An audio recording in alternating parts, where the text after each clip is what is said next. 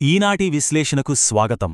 ఈరోజు మనం ఒక మరువబడిన మహారాణి కథను, శపించబడిన ఒక ఉంగరాన్ని, అలాగే ఏకంగా ఒక దేశానికే తన పేరునిచ్చిన ఒక బాలుడి కథను, అదేనండి మన చారిత్రక మహాకావ్యం అభిజ్ఞాన శాకుంతలం గురించి చాలా ఆసక్తికరమైన విషయాలు మాట్లాడుకోబోతున్నాం. ఎలాంటి ఆలస్యం లేకుండా నేరుగా కథలోకి వెళ్ళిపోదాం. అసలు ఈ కథ ఎక్కడ మొదలవుతుందో తెలుసా? ఒక అడవిలో ఒక చిన్న పిల్లాడు ఏమాత్రం భయం లేకుండా ఏకంగా ఒక సింహం పిల్ల దంతాలను వెక్కబెడుతున్నాడు. అటుగా వచ్చిన ఒక రాజు ఆ పిల్లాడిని చూసి ఆశ్చర్యపోతూ అడిగిన ప్రశ్న ఇదే. పైకి ఇదొక సాధారణ ప్రశ్నలాగా అనిపించినా మన సాహిత్య చరిత్రలోనే అత్యంత గొప్ప కథల్లో ఒకదానిని అర్థం చేసుకోవడానికి ఇదే అసలైన తాళంచెవి. ఎందుకంటే ఆ క్షణం వెనుకే ఒక గొప్ప సామ్రాజ్య జననం దాగి ఉంది. ఇప్పుడు మనం మొదటి అంకం అంటే పవిత్ర వనంలో చిగురించిన ప్రేమకథలోకి వెళ్దాం. కాణ్వా మహర్షి ఆశ్రమం. ఒకరోజు శక్తివంతుడైన మహారాజు దుష్యంతుడు వేటకోసం ఆ అడవికి వెళ్ళినప్పుడు పొరపాటున ఈ పవిత్ర ఆశ్రమంలోకే అడుగుపెడతాడు. సరిగ్గా అక్కడే తన స్నేహితురాళ్లతో కలిసి మొక్కలకు నీళ్లు పోస్తున్న శకుంతలను చూస్తాడు. ఆమె సామాన్యురాలు కాదు, విశ్వామిత్ర మహర్షి ఇంకా అప్సరస అయిన మేనకల కుమార్తె. ఆమెను చూడగానే రాజు మనసు పూర్తిగా పారేసుకుంటాడు. ఆ క్షణంలో దుష్యంతుడి మనసులో ఎంతటి బలమైన ఆకర్షణ తలెత్తిందంటే అదొక వర్ణించలేని అనుభూతి. ఒక తుమ్మెద బారి నుండి ఆమెను కాపాడటంతో వాళ్ల పరిచయం మొదలవుతోంది. ఆ తర్వాత అది వాళ్ళిద్దరి మధ్య రహస్యంగా జరిగిన గాంధర్వ వివాహానికి దారితీస్తుంది. పెళ్లయ్యాక తన ప్రేమకు గుర్తుగా దుష్యంతుడు తన రాజముద్రిక ఉన్న ఉంగరాన్ని ఆమెకు బహుమతిగా ఇస్తాడు. అంతా బాగానే ఉందనిపిస్తోంది కదా. కాని ఇక్కడే అస్సలు కథ మలుపు తిరుగుతుంది. అదే మన రెండవ అంకం, శాపం మరియు కోల్పోయిన జ్ఞాపకాలు. ఒకరోజు శకుంతల తన భర్త ఆలోచనల్లో పూర్తిగా మునిగిపోయుంటుంది. సరిగ్గా అప్పుడే ఆశ్రమానికి కోపిష్టి అయిన దుర్వాస మహర్షి వస్తాడు. ఆయనను గమనించక శకుంతల అతిథి మర్యాదలు చెయ్యదు. దాంతో తీవ్రంగా కోపగించుకున్న ఆయన, నువ్వు ఎవరి ఆలోచనల్లో పడి నన్ను అవమానించావో ఆ వ్యక్తి నిన్ను పూర్తిగా మర్చిపోతాడు అని ఒక భయంకరమైన శాపాన్ని ఇస్తాడు. వినడానికే చాలా బాధగా ఉంది కదూ. అయితే అదృష్టవశాత్తు శకుంతల స్నేహితురాళ్లు అనసూయ, ప్రియంవద వెళ్ళి మహర్షిని ప్రాధేయపడతారు. అప్పుడు ఆయన కాస్త శాంతించి చిన్న వెసులుబాటు ఇస్తాడు. రాజు ఇచ్చిన ఏదైనా ఒక గుర్తింపు చిహ్నాన్ని చూపిస్తే శాపం తొలగిపోయి అతనికి మళ్లీ గతం గుర్తొస్తుందని చెబుతాడు. అంతే, ఆ ఒక్క మాటతో దుష్యంతుడు ఇచ్చిన ఆ రాజముద్రిక ఉన్న ఉంగరం ఈ ప్రపంచంలోనే అత్యంత ముఖ్యమైన వస్తువుగా మారిపోతుంది.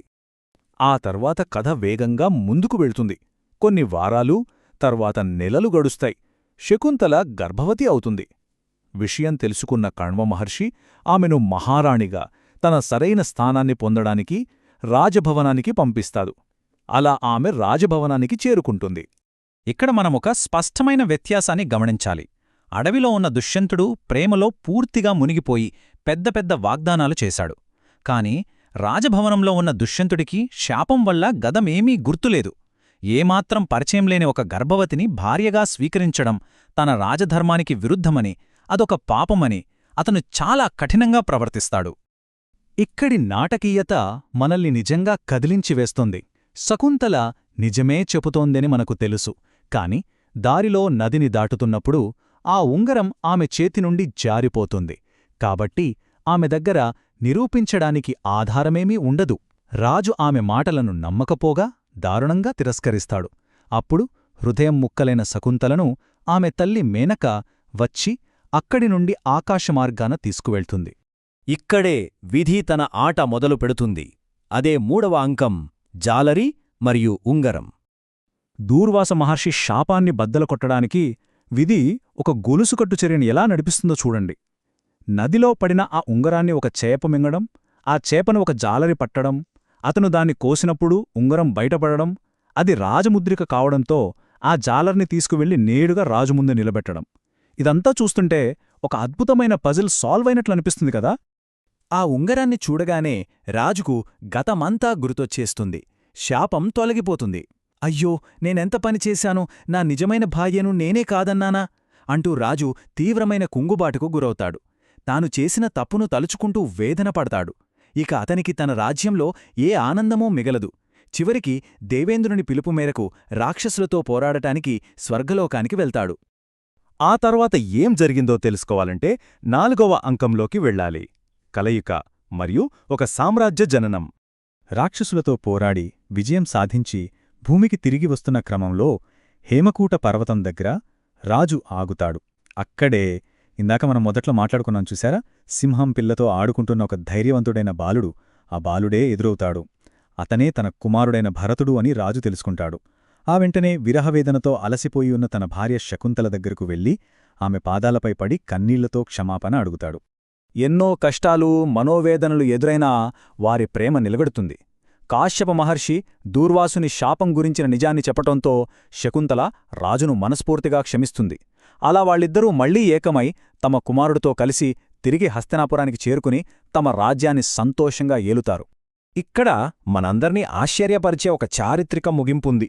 ఈ పురాతన ప్రేమకథ మన ఆధునిక దేశానికి పేరు రావడంతో నేరుగా ముడిపడి ఉంది. శకుంతల దుష్యంతుల కుమారుడైన ఆ భరతుడు కాలక్రమేణా ఒక గొప్ప చక్రవర్తి అవుతాడు.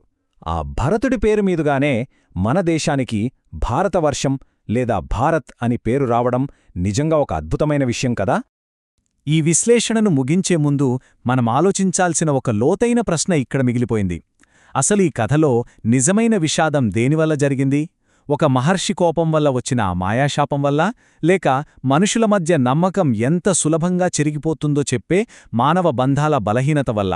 ఇది ఖచ్చితంగా మనమందరం లోతుగా విశ్లేషించాల్సిన విషయం. మరో ఆసక్తికరమైన కథతో మళ్ళీ కలుద్దాం.